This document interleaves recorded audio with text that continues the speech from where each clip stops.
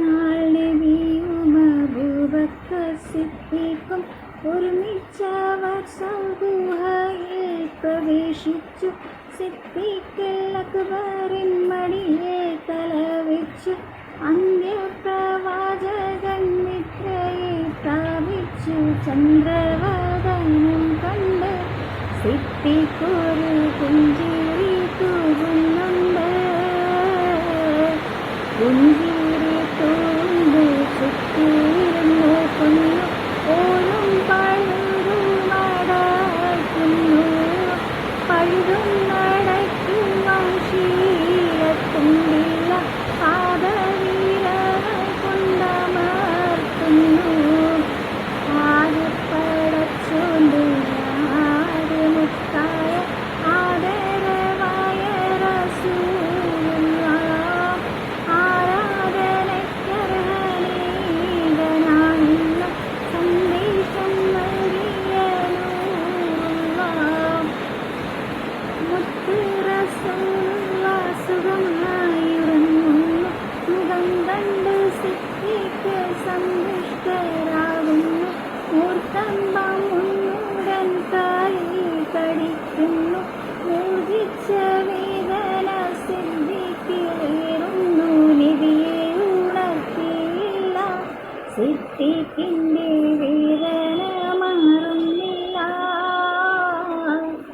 പൊട്ടിയൊഴുകിയ കണ്ണുനീർത്തുള്ളികൾ പെട്ടെന്ന് മുത്ത് റസൂലിന്റെ വട്ടമുഖത്തൽപ്പം തട്ടിയ നേരത്ത് ഞെട്ടിയുണർന്നു നോക്കുന്നേ.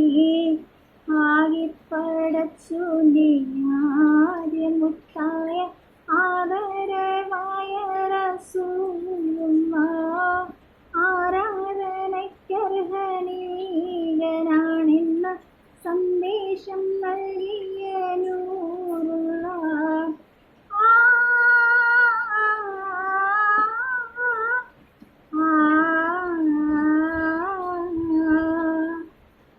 എന്താ സിദ്ദീഖുരേ നിങ്ങൾ കരയുന്നു? എന്ത് പിണഞ്ഞെന്ന് ചൊല്ലുവിൻ പെട്ടെന്ന്.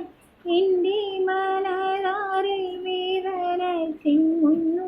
എല്ലാം പറഞ്ഞ് അബൂബക്കർ നബിയോട് ഉമിനീർ പുരട്ടി നബി. സിദ്ദീഖിന്റെ ഉഗ്രവേഷമിരട്ടി. ആകെപ്പടച്ചോന്റെ ആദ്യമുത്തായ ആദരവായ റസൂലുള്ളാഹ് ആരാധനയ്ക്കർഹനീയനാണെന്ന സന്ദേശം നൽകിയ